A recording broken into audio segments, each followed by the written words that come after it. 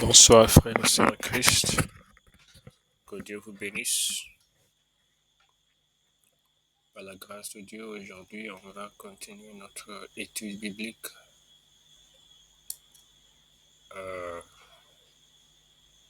sur Apocalypse. Avant de commencer, on va faire une petite prière. Père éternel, je te remercie pour encore une fois une autre occasion d'étudier la Bible. Je prie pour que tu prennes le contrôle de cette séance et que cette séance soit en bénédiction à tout un chacun.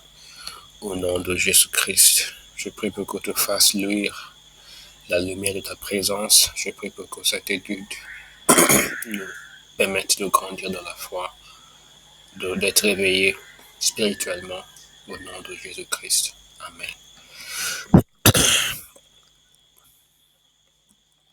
Alors, on va commencer comme d'habitude par la lecture intégrale.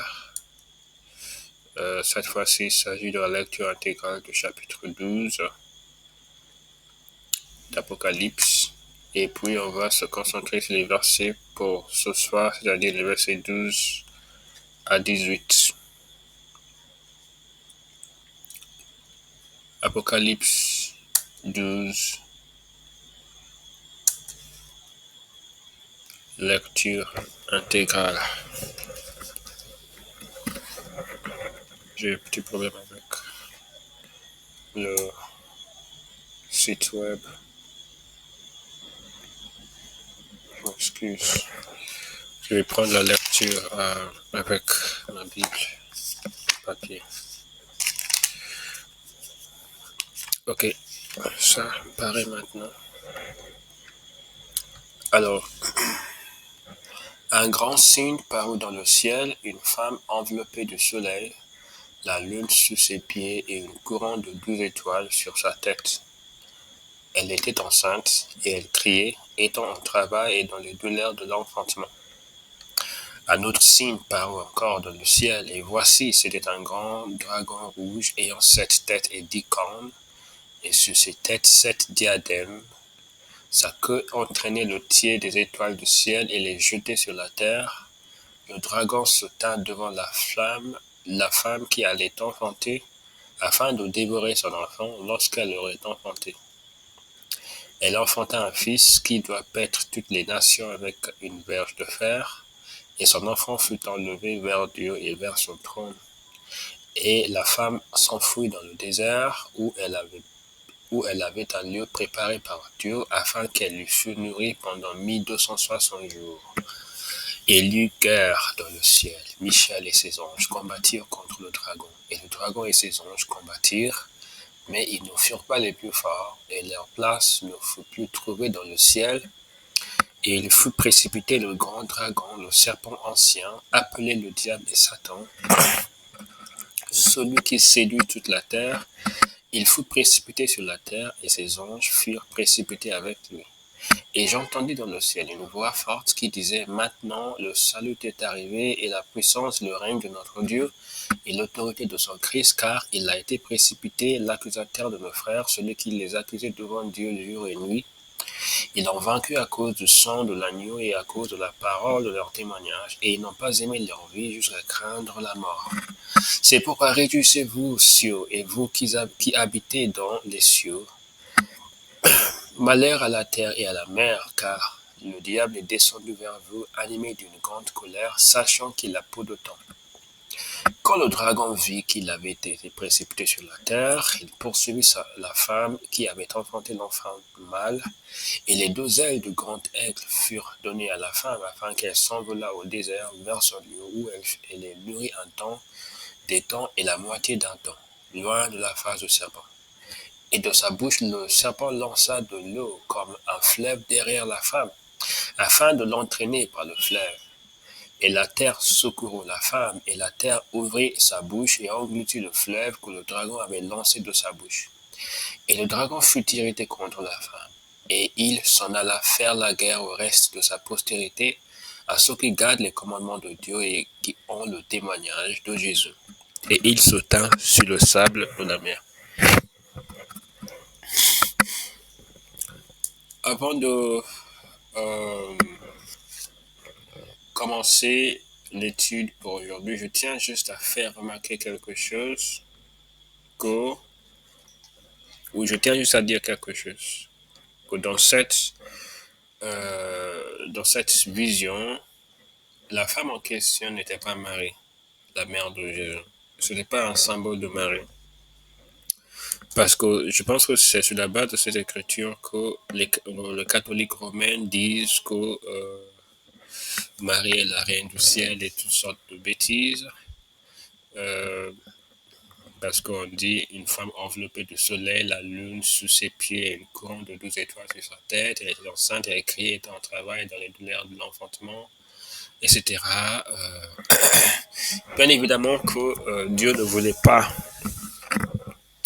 que sur la base de cette écriture fût mis, mis en place un culte dévoué à Marie, un culte à Marie. Ce n'était pas du tout le but de cette écriture, parce que tout ce qui relève de pratique de l'Église, tout ce qui relève de doctrine, d'enseignement dans le cadre de l'Église de Dieu est quelque chose qui est donné dans des enseignements de la Bible, dans les parties qui sont des enseignements. Ce n'est pas dans les parties des parties où l'interprétation se trouve assez difficile. À un moment donné, pardon, juste un moment.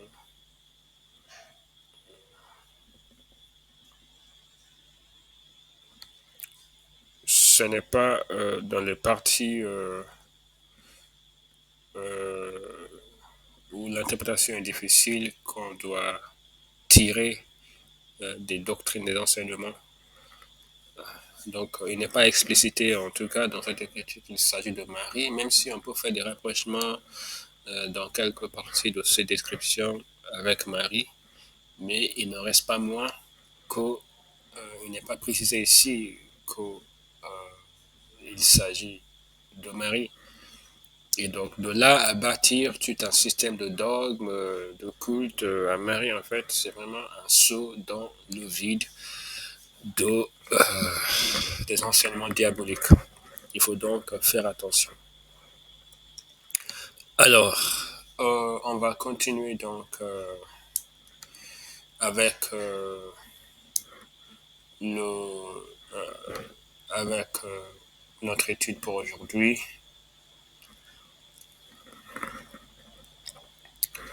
Euh, Apocalypse chapitre 12, versets 12 à 18. Mais avant de toucher le verset 12, avant de commencer cela, je voudrais qu'on regarde un petit peu quelque chose, une petite partie qu'on n'a pas encore approfondie dans le verset 11. Cette partie qui dit « Ils n'ont pas aimé leur vie jusqu'à craindre la mort ». Et on va faire des études en parallèle avec ce verset sur la base de certains autres passages dans le Nouveau Testament où cette notion de ne pas craindre la mort est vraiment évoquée. On va commencer par Matthieu chapitre 12. Matthieu chapitre 12, je ne sais pas pourquoi ce site web est assez long aujourd'hui. Si ça va nous faire perdre du temps, je vais juste utiliser ma Bible en papier pour faire les lectures. Matthieu chapitre 12, ou pardon, Matthieu chapitre 10 plutôt.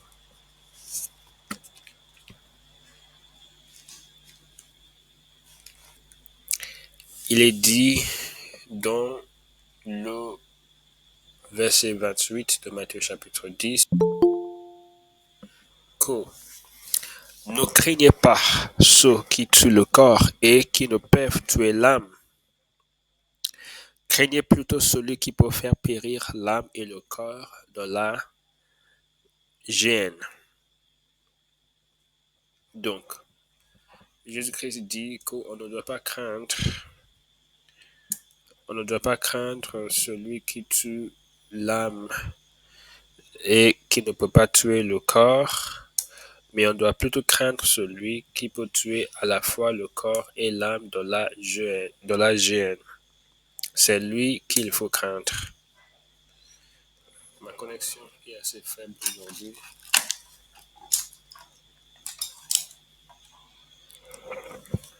Connexion est assez faible aujourd'hui. Excuse.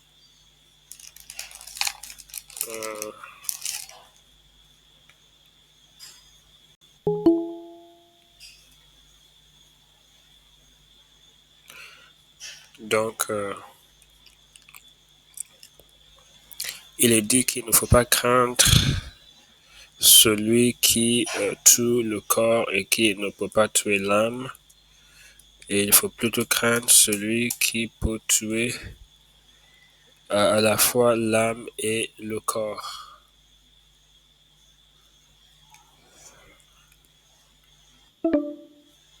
Je trouve dommage que je continue à perdre la connexion.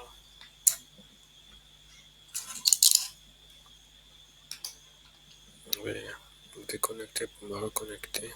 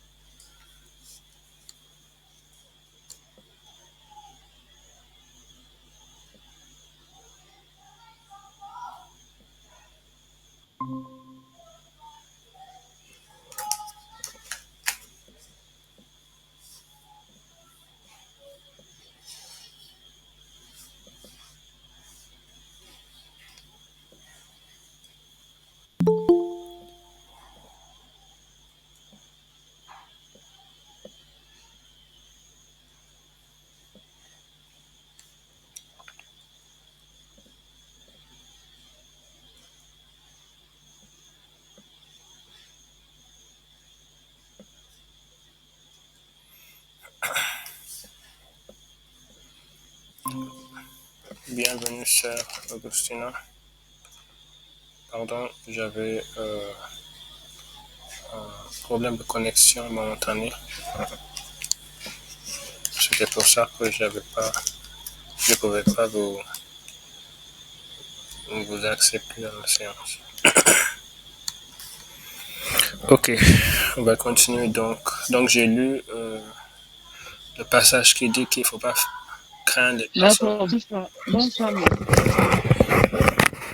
Il ne faut pas craindre les personnes qui ne peuvent pas tuer plus que le corps, mais il faut craindre les personnes Dieu qui pour à la fois tuer le corps et l'âme dans la gêne. Alors, donc, la Bible dit qu'il ne faut pas craindre la mort. On va lire d'autres passages dans le même sens. Matthieu chapitre 16, versets 24 à 26. Matthieu 16, 24 à 26. Alors, Jésus dit à ses disciples, si quelqu'un veut venir après moi, qu'il renonce à lui-même, qu'il se charge de sa croix et qu'il me suive. Car celui qui voudra sauver sa vie la perdra, mais celui qui la perdra à cause de moi la trouvera. Et que servirait-il à un homme de gagner tout le monde s'il perdait son âme? Ou que donnerait un homme en échange de son âme? Donc là, Jésus-Christ est en train de nous dire que il ne faut pas vouloir sauver sa vie. Il faut donner sa vie à Jésus complètement, librement, entièrement. Et il ne faut pas chercher à disposer de sa vie, à retenir sa vie, à réserver sa vie pour soi-même. Mais la personne qui cherche à sauver sa vie va finir par la perdre. Mais la personne qui donne sa vie, qui renonce à sa vie et qui remet sa vie entre les mains de Jésus-Christ, celle-là va être sauvée, va sauver sa vie, va trouver la vraie vie et va conserver la vie pour l'éternité. Donc, quand dans l'Apocalypse, il est dit, ils n'ont pas, comment il est dit? Quand dans Apocalypse chapitre 12, il est dit, ils n'ont pas aimé leur vie jusqu'à craindre la mort. En fait, c'est dans ce même sens de ne pas vouloir sauver sa vie à tout prix, mais le fait de laisser notre vie entre les mains de Dieu et de donner notre vie au service de Dieu, pour le service de Dieu. Et c'est l'un des moyens par lesquels on peut vaincre le diable. Il est dit, ils l'ont vaincu à cause du sang de l'agneau et à cause de la parole de leur témoignage, et ils n'ont pas aimé leur vie jusqu'à craindre la mort. Ils n'ont pas aimé leur vie jusqu'à craindre la mort. Donc c'est très important de noter ça. Si on donne sa vie à Jésus-Christ, on ne doit pas être dans la protection excessive de notre vie. C'est-à-dire que s'il faut faire quelque chose qui ne plaît pas à Dieu pour sauver notre vie, on doit préférer mourir plutôt que de faire ce qui déplaît à Dieu pour sauver sa vie, pour sauver notre vie. Alors, on va continuer sur d'autres écritures en rapport avec le fait de ne pas aimer leur vie jusqu'à craindre la mort. Cette fois-ci, on va lire Hébreux chapitre 10, versets 32 à 34. Hébreux chapitre 10.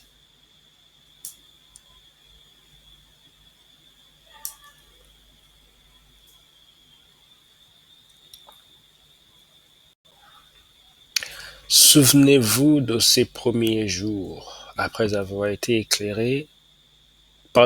Souvenez-vous de ces premiers jours où, après avoir été éclairés, vous avez soutenu un grand combat au milieu des souffrances. D'une part, exposé comme un spectacle aux épreuves et aux tribulations, et de l'autre, vous associant à ceux dont la position était la même. En effet, vous avez eu de la compassion pour les prisonniers, et vous avez accepté avec joie l'enlèvement de vos biens, sachant que vous avez des biens meilleurs et qui durent toujours. N'abandonnez donc pas votre assurance à laquelle est attachée une grande rémunération. Donc, Encore une fois, on voit la même logique de pensée dans cette écriture.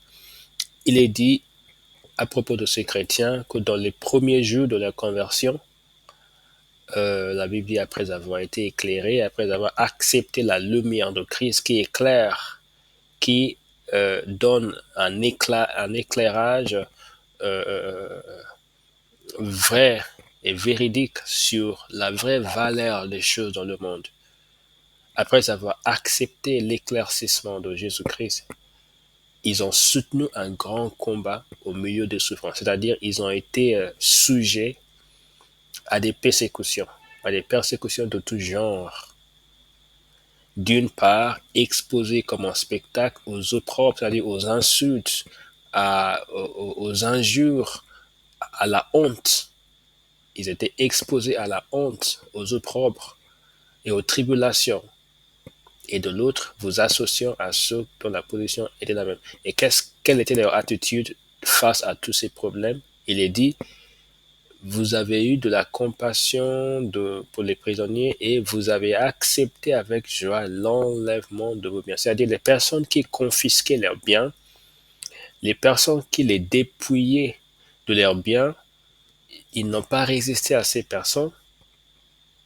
Ils n'ont pas essayé de s'opposer par la force à ces personnes.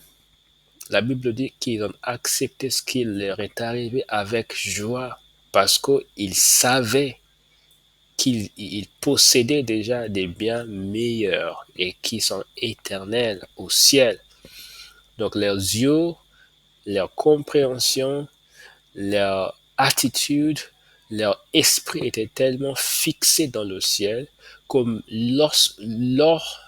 c'est-à-dire lorsqu'ils subissaient de graves injures, de graves injustices dans le ciel, sur la terre, pardon, au lieu de vouloir chercher la vengeance, au lieu de vouloir chercher à tout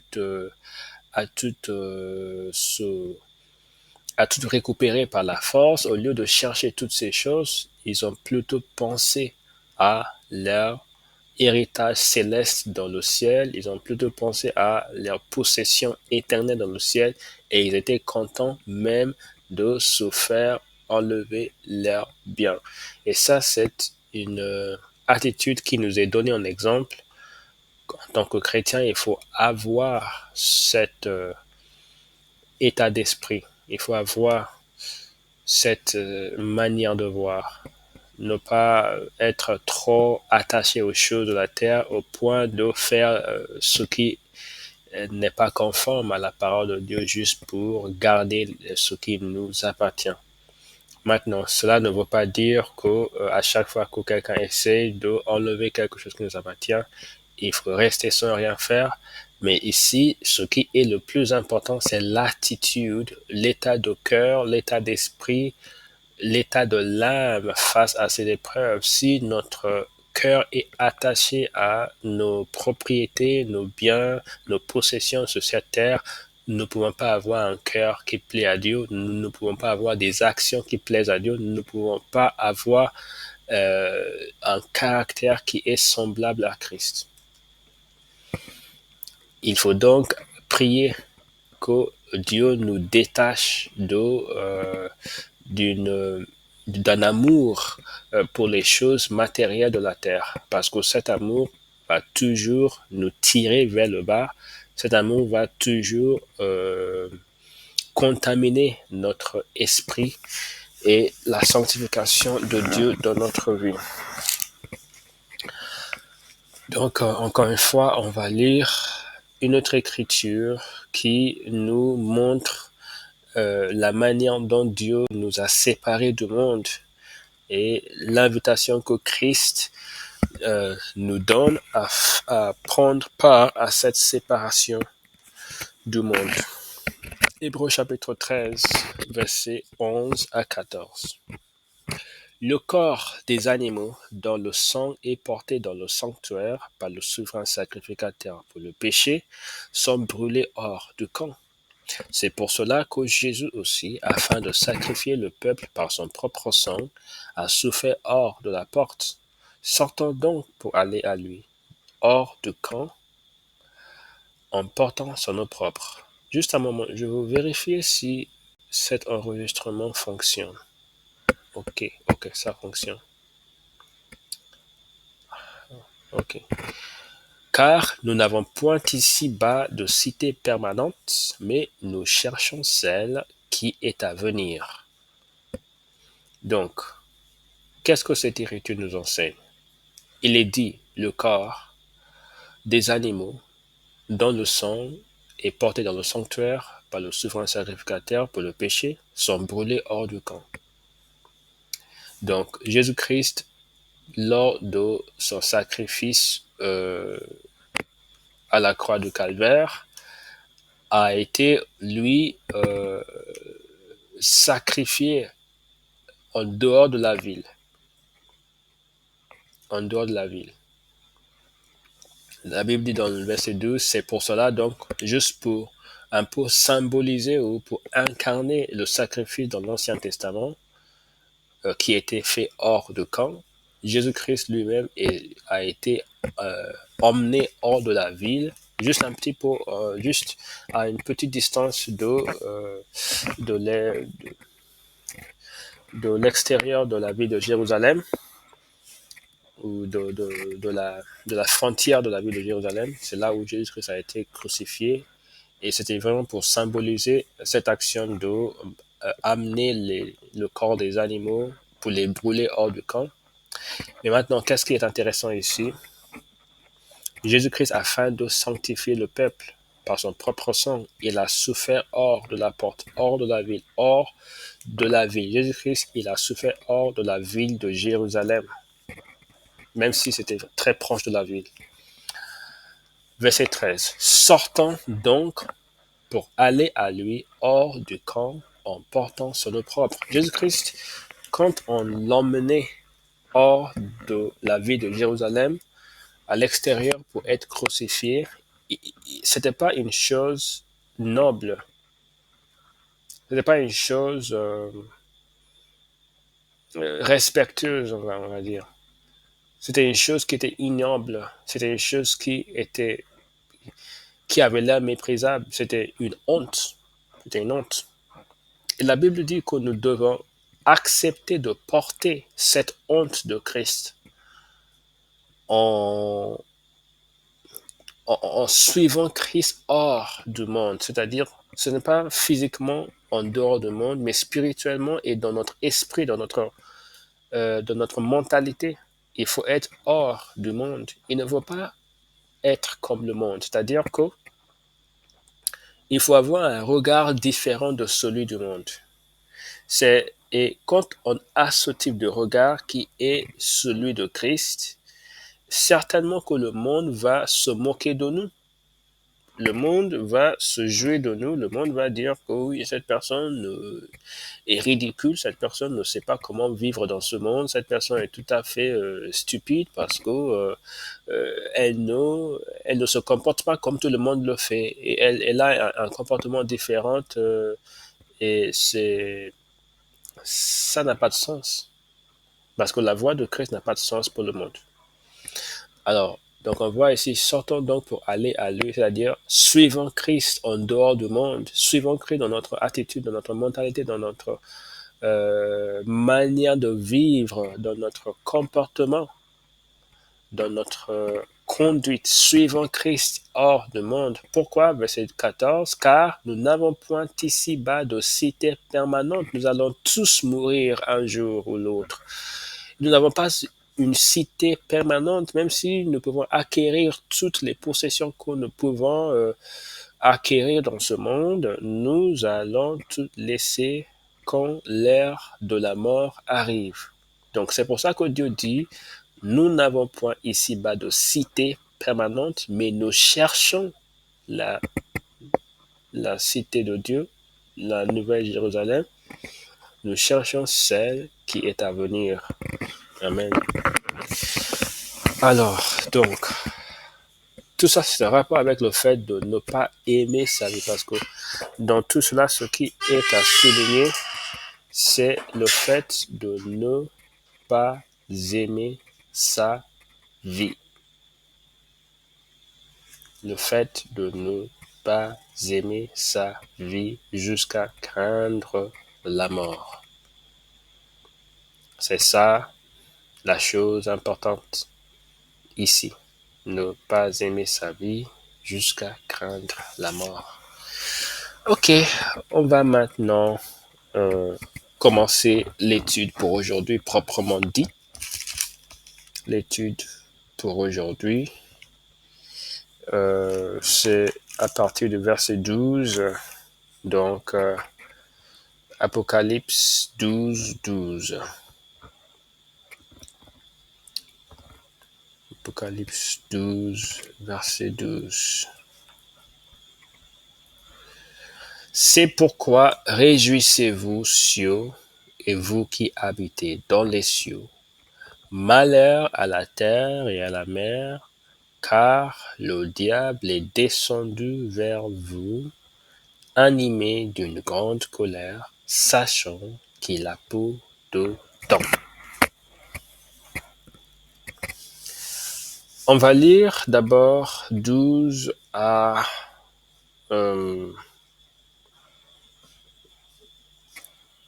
13. Donc, quand le dragon vit qu'il avait été précipité sur la terre, il poursuivit la femme qui avait enfanté l'enfant mâle. Donc, dans ces deux versets, je voudrais vous demander, Madame Augustina, de réfléchir sur ces versets. Et si vous avez des choses à apporter comme contribution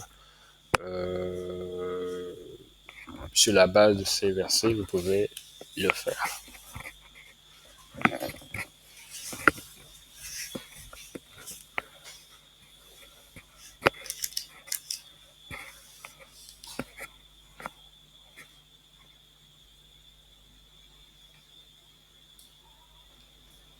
Pour la base de cette verset, de cette Verset 12 ou verset 13.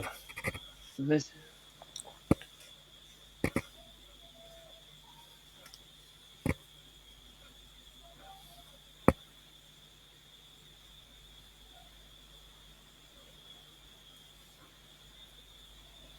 c'est pour, c'est juste une, oh, j'arrive sur. D'accord.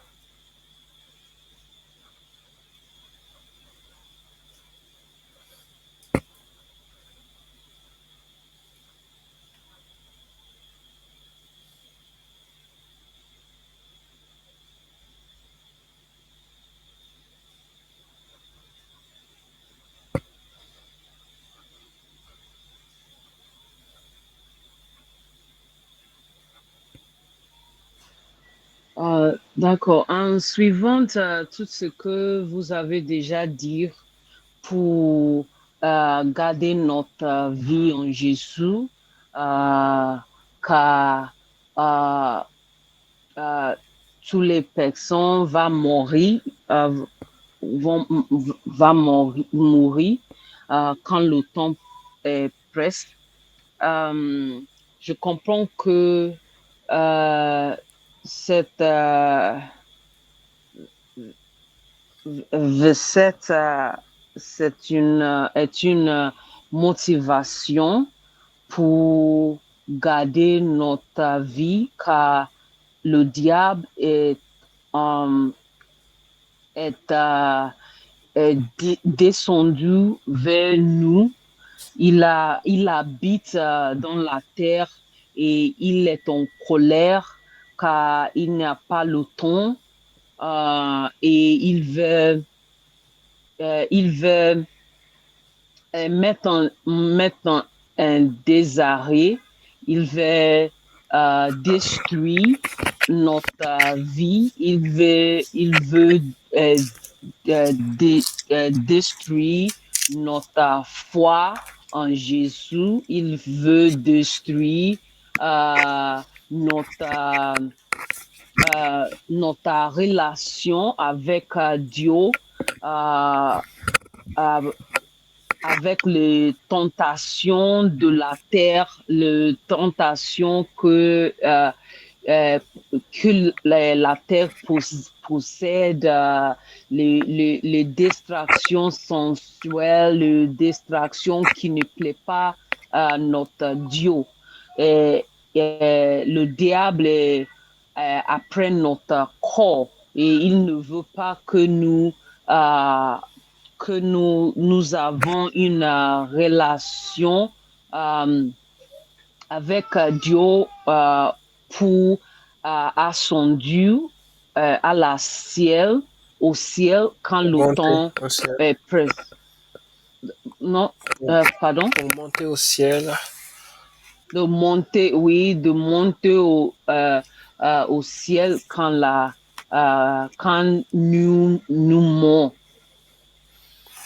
Oui, nous montons. Oui. d'accord. Oui, effectivement, vous avez raison. Le diable, il cherche notre âme. Et nous allons voir des écritures qui en parlent. Euh, donc, merci pour la contribution. Il faut garder d'abord notre confiance en Dieu qui a promis de nous garder jusqu'à la fin. Et il faut aussi faire des efforts en suivant une marche d'obéissance à Christ pour être toujours dans une bonne relation avec lui. Alors, donc dans le verset 10, pardon, dans le verset 12, on voit ici, réjouissez-vous cieux qui habitez dans les cieux, malheur à la terre et à la mer. Donc, on va voir quelque chose. Donc, première chose que je voudrais faire remarquer, c'est le fait que dans le ciel, il n'y a que des réjouissances. Il n'y a que des réjouissances. Si on voit dans d'autres passages de la Bible, comme Psaume chapitre 96, verset 11, Psaume 96, verset 11, 96, verset 11, il est dit que les cieux se réjouissent et que la terre soit dans l'allégresse, que la mer retentisse avec tout ce qu'elle contient. Donc, ce qui m'intéresse, c'est que les cieux se réjouissent. Dans Ésaïe 49, verset 13, Ésaïe 49, verset 13, il est dit, cieux, réjouissez-vous, terre, soit de l'allégresse. Même si dans les deux versets que nous venons de voir, en fait, il est dit à la terre de se réjouir aussi, parce que être dans l'allégresse, c'est vraiment se réjouir. Montagne,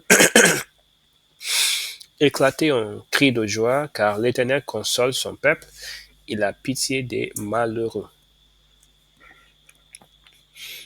Mais on va voir quelque chose de particulier dans Apocalypse chapitre 18, verset 19 à 20.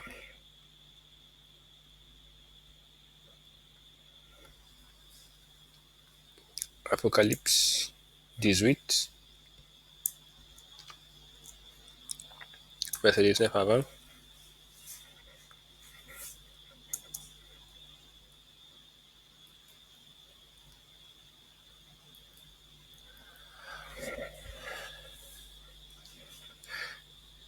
Ok, je vais peut-être commencer par 18.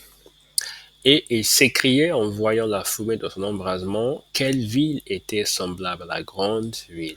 Ils jetaient de la poussière sur leurs têtes et ils pleuraient et ils étaient dans le deuil.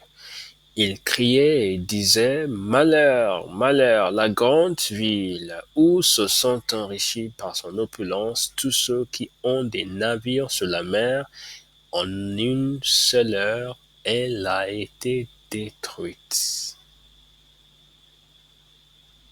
Malheur, malheur, la grande ville. Verset 20. Ciel, réjouis-toi sur elle, et vous, les saints, les apôtres et les prophètes, réjouissez-vous aussi, car Dieu a fait justice en la jugeant.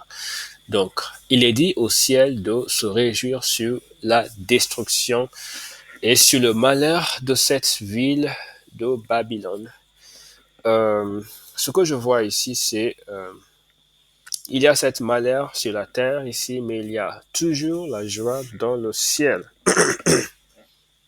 Donc la terre, il y a, comme on a vu dans le verset 12 de l'Apocalypse, il est dit malheur à la terre. La terre, il y a, il y a il y a le malheur ici-bas sur la terre. Mais il y a quelque chose d'assez important. C'est que de par notre identification à Christ en tant que chrétien, en tant que croyant, de par notre identification à Christ, nous avons déjà l'avant-goût, les prémices de cette félicité, de cette joie céleste qui est la nôtre. Nous avons déjà les prémices de ça. Et nous pouvons déjà goûter, nous pouvons déjà avoir l'avant-goût de cette joie en permanence à cause de notre union intime avec Christ. Donc même si la terre est remplie de malheur pour nous, nous avons la joie en Dieu. On va voir dans Éphésiens chapitre 2, versets 4 à 7, pour illustrer cela. Éphésiens chapitre 2, versets 4 à 7.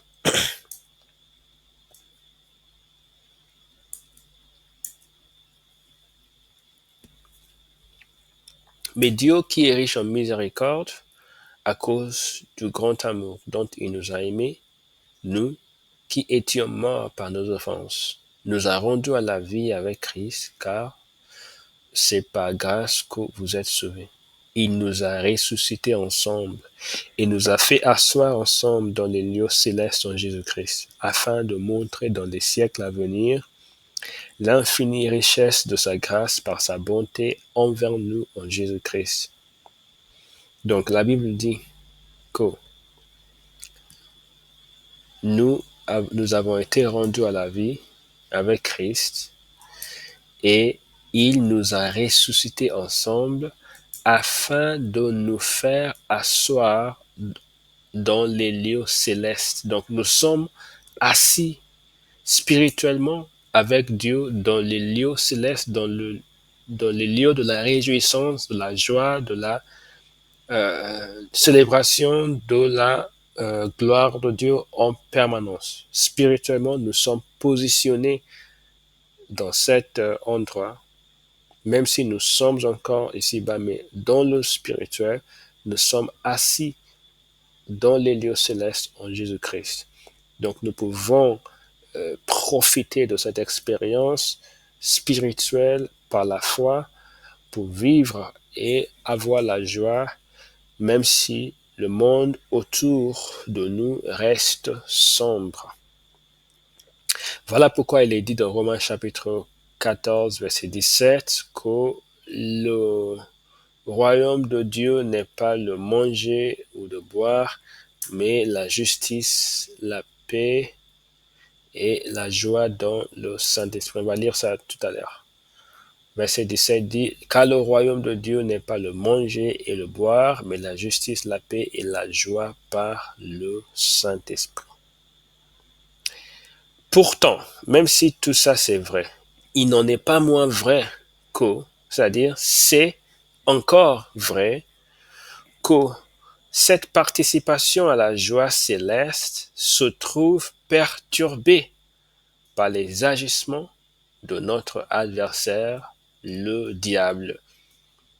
Oui, nous participons à la joie céleste par la foi en Jésus-Christ et par notre position spirituelle. Ça, c'est vrai. Dieu nous a dit ça. Mais c'est aussi vrai que le diable, il nous attaque. Et à cause des attaques du diable, parfois notre jouissance de cette joie peut être perturbée, peut être dérangée. Et c'est tout l'intérêt de cette écriture que nous sommes en train d'étudier dans Apocalypse 12, quand la Bible nous décrit comment le diable s'acharne contre toute personne qui appartient à Dieu. Regarde, quand le dragon vit qu'il avait été précipité sur la terre, qu'est-ce qu'il a fait? Il poursuivit la femme qui avait enfanté l'enfant mâle. Donc, à cause de cette chasse, cette poursuite, cette euh, recherche avec ferveur de la part du diable, il y a des perturbations parfois. Et on va lire cela dans certains passages de la Bible pour jeter plus de lumière sur cela. 1 Pierre chapitre 1 verset 3 à 8. 1 Pierre chapitre 1 verset 3 à 8. Béni soit Dieu le Père de notre Seigneur Jésus-Christ qui, selon sa grande miséricorde, nous a régénérés pour une espérance vivante par la résurrection de Jésus-Christ d'entre les morts, pour un héritage qui ne se peut ni corrompre, ni souiller, ni flétrir, lequel vous est réservé dans les cieux. À vous qui, par la puissance de Dieu, êtes gardés par la foi pour le salut, prêt à être révélé dans les derniers temps. C'est là ce qui fait votre joie. Quoique maintenant, puisqu'il le faut, vous soyez attristés pour un peu de temps par diverses épreuves, afin que l'épreuve de votre joie, plus précieuse que l'or périssable, qui cependant est éprouvé par le feu, ait pour résultat la louange, la gloire et l'honneur lorsque Jésus-Christ apparaîtra, lui que vous aimez sans l'avoir vu, en qui vous croyez sans le voir encore, vous réjouissant d'une joie ineffable et glorieuse. Madame Tina, pouvez-vous dire quelque chose sur la notion dont on parle, la notion de joie et des perturbations de la part du diable, de cette joie que nous jouissons, dont nous jouissons avec Dieu?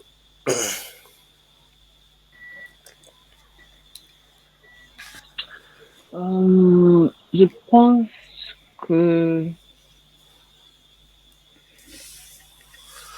Non,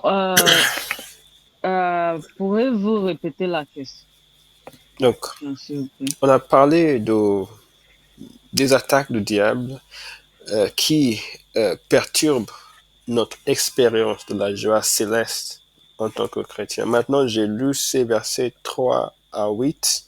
D'accord. Est-ce que vous pouvez faire un rapprochement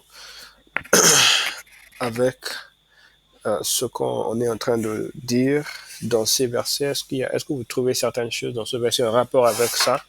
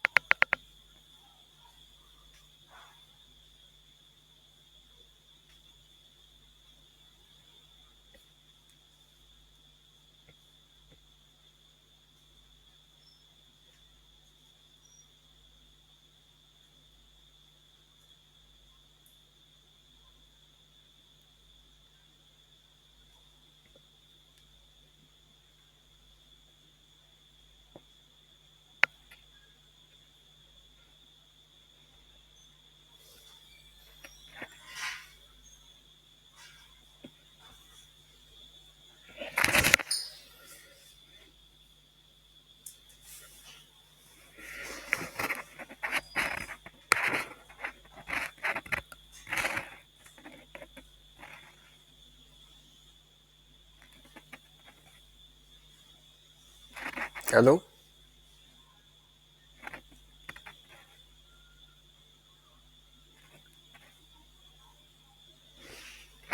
Je ne sais pas si vous parlez parce qu'on ne vous entend pas.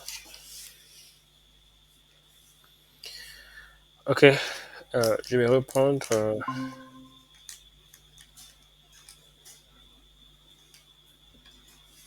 Allô?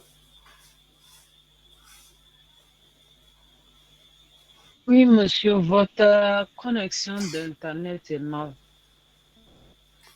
Continuez. Mais bien, je n'ai pas bien entendu la question avant qu'il a coupé. La question c'est, on parle de la perturbation de la joie céleste dont les chrétiens Oui. jouissent par les activités du diable. Donc, j'ai dit que dans ces versets qu'on a lu 1 Pierre chapitre 1 verset 3 à 8, est-ce que vous avez quelque chose à dire en rapport avec la joie céleste qui se trouve perturbée par les activités du diable? Oh, oh oui, euh, nous savons que le diable veut corrompre euh, notre héritage en Dieu.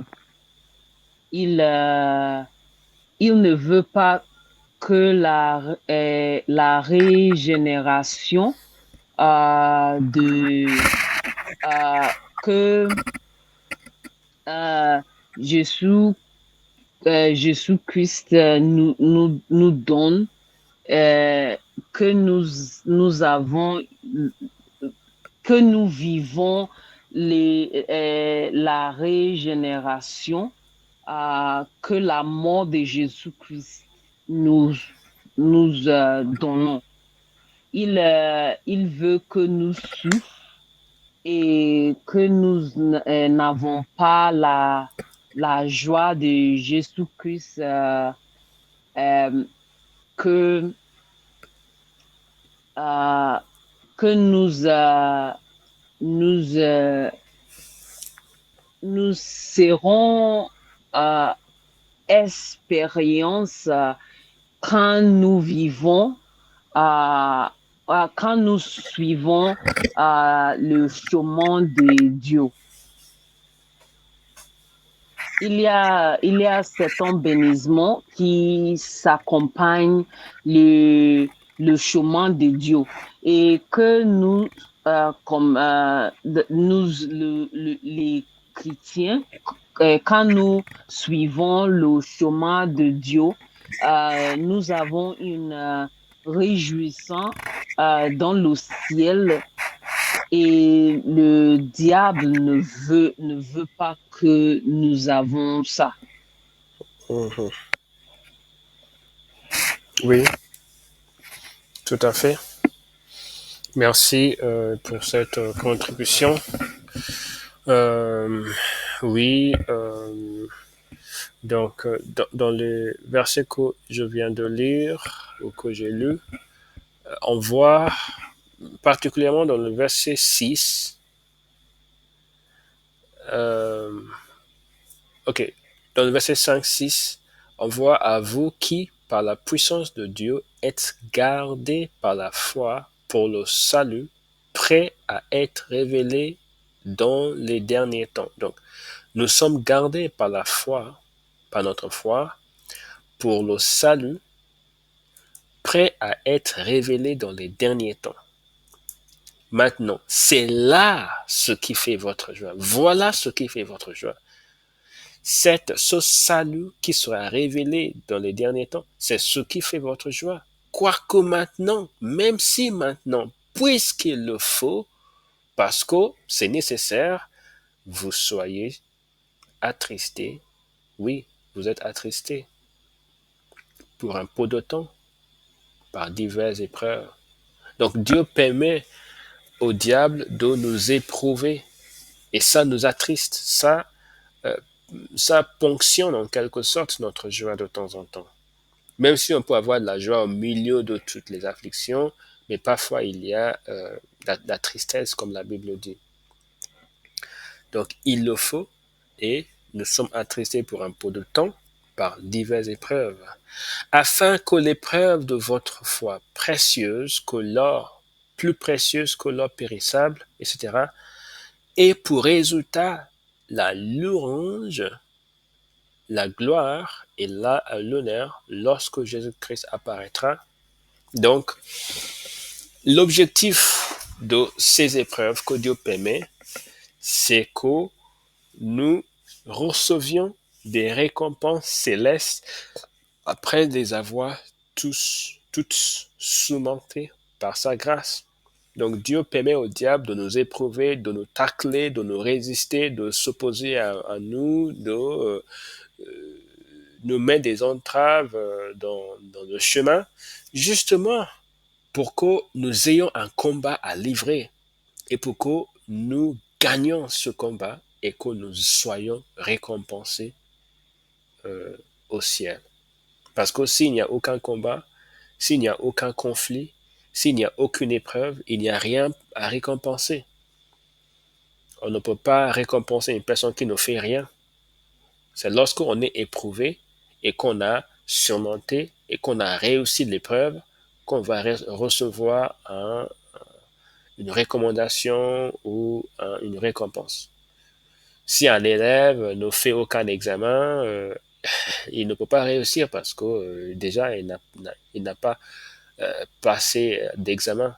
C'est lorsqu'on passe un examen qu'on peut réussir l'examen. De la même manière, dans la vie chrétienne, s'il n'y a aucune épreuve, il n'y a rien pour Dieu à récompenser. Voilà pourquoi Dieu permet ça. On va voir aussi... mais regardez le verset 8, il est dit, lui que vous aimez sans l'avoir vu, donc Jésus-Christ, en qui vous croyez sans le voir encore. Même si vous ne le voyez pas, vous croyez en lui. Et cela fait quoi? Vous réjouissons d'une joie ineffable et glorieuse, une joie indicible, une joie qui n'a pas de borne. C'est-à-dire que notre foi, notre attachement à Jésus-Christ procure une joie indescriptible. Ok, 2 Corinthiens chapitre 4, versets 17 à 18. Juste un rapport avec ce qu'on vient de voir. 2 Corinthiens chapitre 4.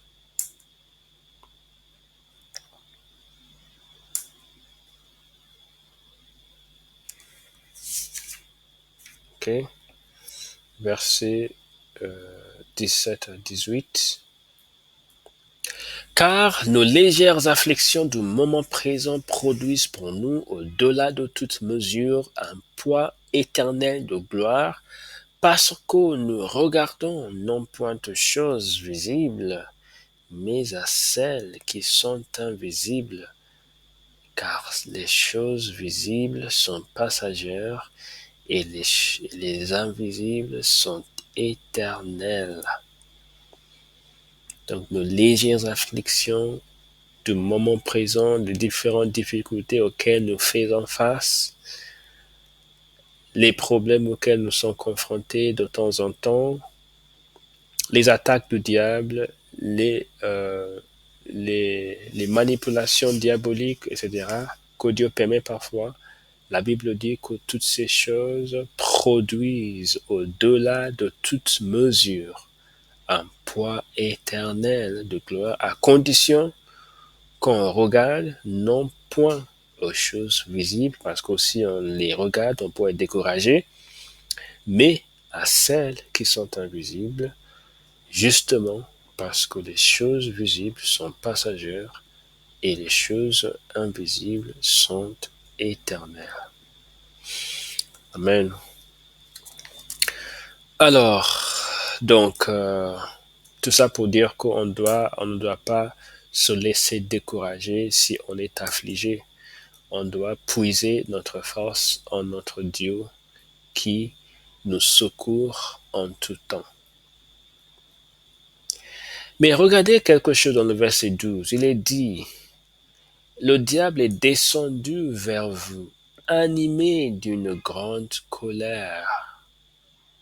Animé d'une grande colère. Le diable est animé d'une grande colère. Et toute personne colérique, toute personne qui s'emporte facilement, toute personne qui est qui se met facilement en colère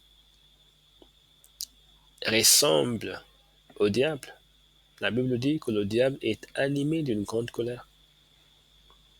Il faut donc qu'on soit lent à la colère, et pour y arriver, et pour s'y maintenir, il faut prier Dieu de nous remplir le cœur de fruits de l'esprit. Quand notre cœur est rempli de fruits de l'esprit, on ne peut pas s'emporter facilement, on ne peut pas se mettre facilement en colère. Le fruit de l'esprit dans Galates 5, 22, mais le fruit de l'esprit, c'est l'amour, la joie, la paix, la patience, la bonté, la bénignité, la fidélité, la douceur, la tempérance. Il faut que notre cœur soit rempli de ces fruits.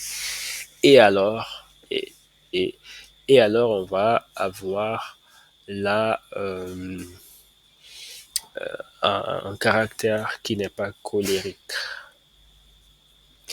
On va continuer notre méditation sur Apocalypse chapitre 12, verset 13. Maintenant,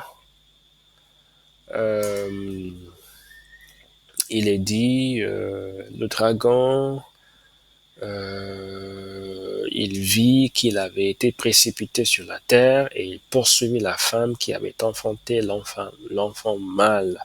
Donc, il y a eu, donc, juste pour rappeler le contexte, il y a eu une guerre dans le ciel. Il y a eu une guerre dans le ciel et le diable a été chassé, le diable a été évincé du ciel. Et donc, même s'il a été évincé, ça ne l'a pas arrêté. Il a cherché à faire autre chose. Et ça nous rappelle que le diable n'abandonne jamais ses projets maléfiques. Et nous devons donc rester vigilants, rester éveillés spirituellement, parce que notre adversaire, c'est un adversaire qui est vraiment féroce. 1 Pierre chapitre 5, verset 8 sous ce rapport, pardon. 1 Pierre 5, 8.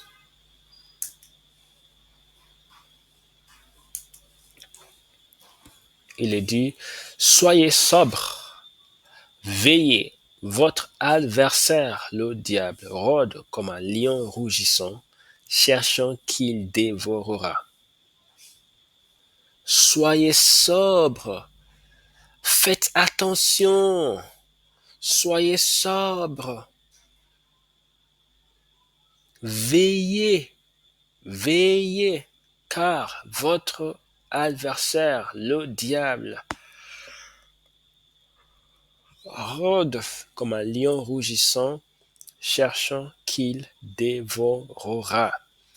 Il faut qu'on soit sobre, parce que notre adversaire, il faut qu'on fasse attention, il faut qu'on vive une vie de vigilance, une vie de supervision de soi-même, une vie de détermination de plaire à Dieu en tout temps, parce que le diable, il rôde comme un lion rougissant, cherchant qu'il dévorera.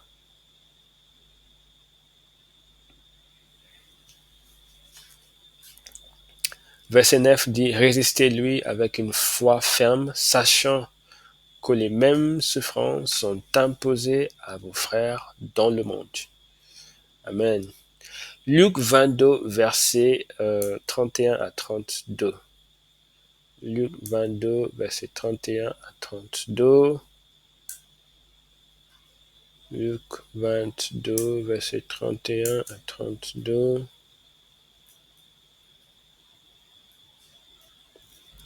Le Seigneur dit, Simon, Simon, Satan vous a réclamé pour vous cribler comme le froment.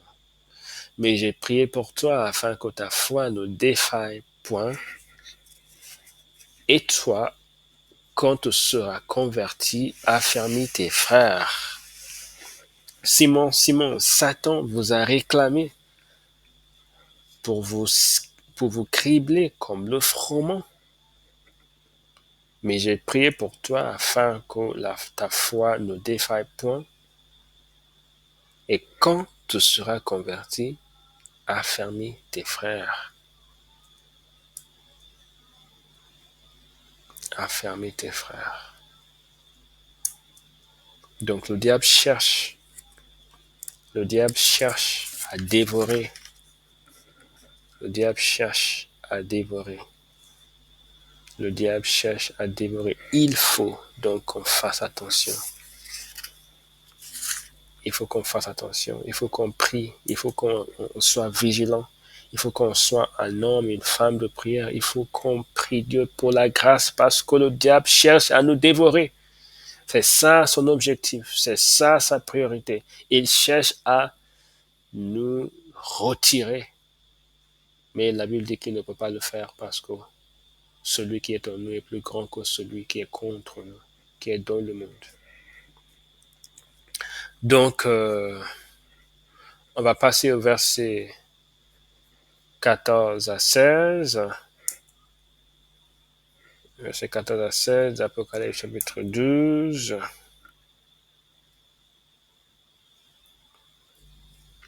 Et les 2 ailes du grand aigle furent données à la femme, afin qu'elle s'envolât au désert vers son lieu où elle est nourrie un temps, des temps et la moitié d'un temps, loin de la face du serpent. Et de sa bouche, le serpent lança de l'eau comme un fleuve derrière la femme, afin de l'entraîner par le fleuve.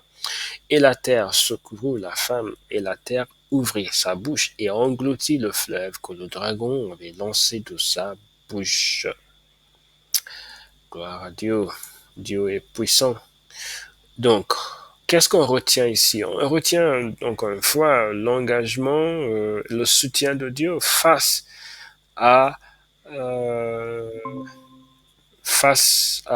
aux assauts du diable.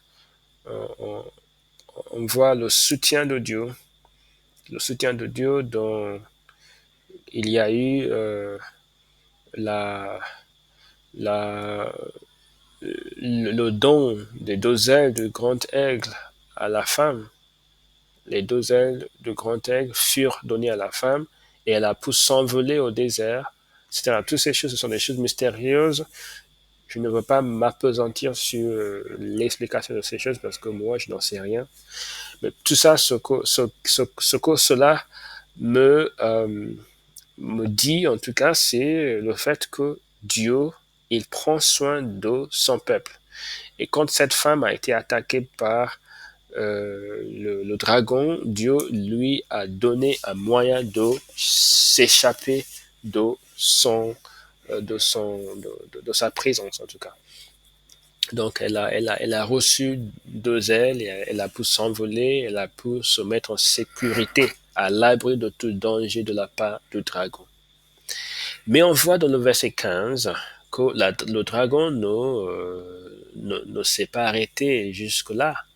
Il est dit que le serpent lança de l'eau comme un fleuve derrière la femme afin de l'entraîner par le fleuve. C'est-à-dire que le diable voulait vraiment tout faire pour mettre par terre cette femme. Et ça montre la résolution, la détermination du diable de nous atteindre.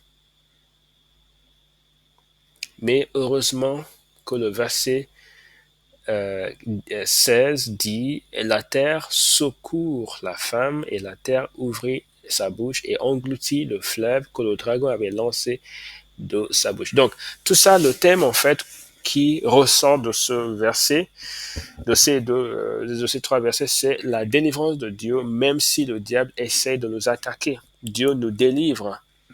Dieu nous délivre. Donc, c'est vraiment quelque chose qui doit réjouir notre cœur. Dieu ne nous laisse pas seuls dans le combat avec le diable. Dieu est avec nous. Lisons Ésaïe chapitre 54, verset 14, un verset assez populaire. 54, verset 14 à 17. Il est dit: tu seras affermi par la justice, bannis l'inquiétude, car tu n'as rien à craindre. Tu n'as rien à craindre. Il faut qu'on sache ça. On n'a rien à craindre. Tant que Dieu est avec nous, on n'a rien à craindre. On ne doit avoir peur de rien. Et la frayeur, car elle n'approchera pas de toi. Si l'on forme des complots, cela ne viendra pas de moi. quiconque se liguera contre toi tombera sous ton pouvoir. Voici, j'ai créé l'ouvrier qui souffle le charbon et le feu, et qui fabrique une âme par son travail. Mais j'ai créé aussi le destructeur pour la briser. Toute âme forgée contre toi sera sans effet, et toute langue qui s'élèvera en justice contre toi, tu la condamneras. Tel est l'héritage des serviteurs de l'Éternel, tel est le salut qui leur viendra de moi, dit l'Éternel. Donc, quelle promesse qu'on va former des complots contre nous, mais ça n'aboutira à rien. On va forger des armes contre nous, mais ça n'aura aucun effet parce que notre salut vient de Dieu. Amen. Dans Jean chapitre 16, il y a aussi une autre promesse renfermée là-dedans. Jean chapitre 16, verset 23, le dernier verset. Je vous ai dit ces choses afin que vous ayez la paix en moi. Vous aurez des tribulations dans le monde, mais prenez courage, j'ai vaincu le monde. Prenez courage, j'ai vaincu le monde. Christ a vaincu le monde pour nous. Mais je voudrais porter notre attention un petit peu plus sur le verset 15 d'Apocalypse chapitre 12. Quand on lit Apocalypse chapitre 12, on va voir dans le verset 15 une mention du fleuve.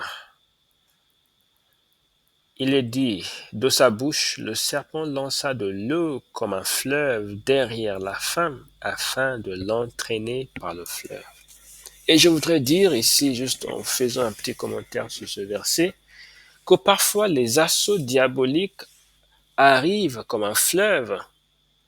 Ça peut être un fleuve de découragement, un fleuve de maladie, un fleuve de tentation, un fleuve des vagues, en tout cas des vagues successives de situations négatives, même de anxiété, voire de dépression, etc. Mais il y a des promesses de Dieu à propos de ces fleuves diaboliques. Il y a une promesse spécifique de la part de Dieu à propos de ces fleuves diaboliques, et ça se trouve dans Ésaïe chapitre 59, verset 19. Ésaïe 59, verset 19.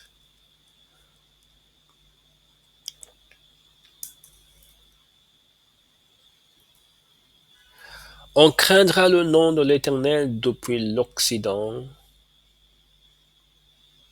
et sa gloire depuis le soleil levant. Quand l'ennemi viendra comme un fleuve, l'Esprit de l'Éternel le mettra en fuite. L'Esprit de l'Éternel le mettra en déroute.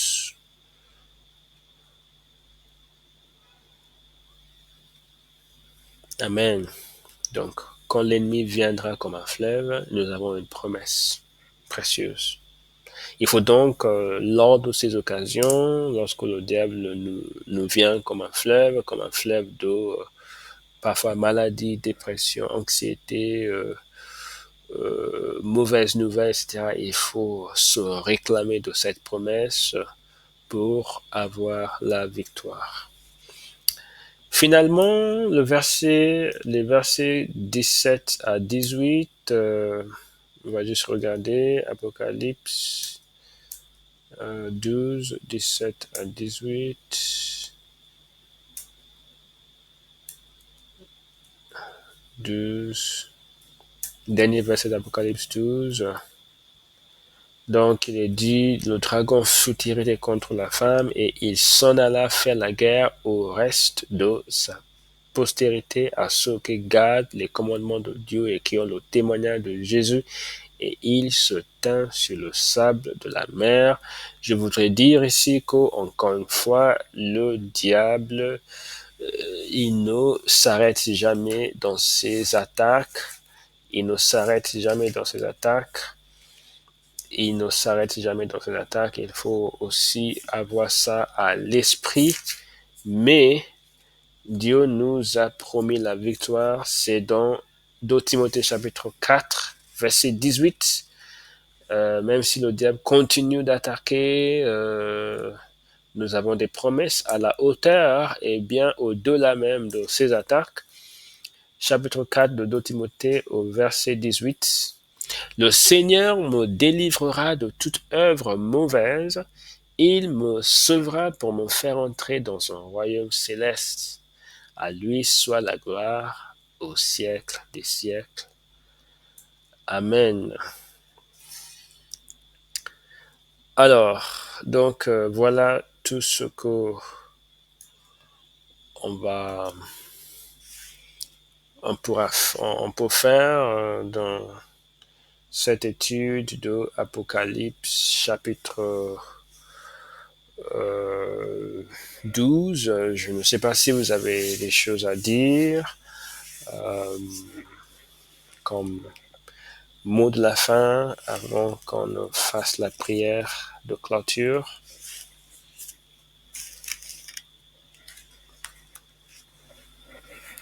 Non, monsieur, je n'ai pas aucune chose à contribuer.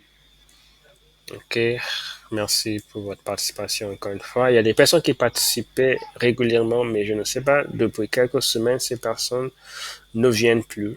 J'espère que Dieu va les refaire venir parce que normalement, ces séances sont plus interactives que ce qu'on voit maintenant.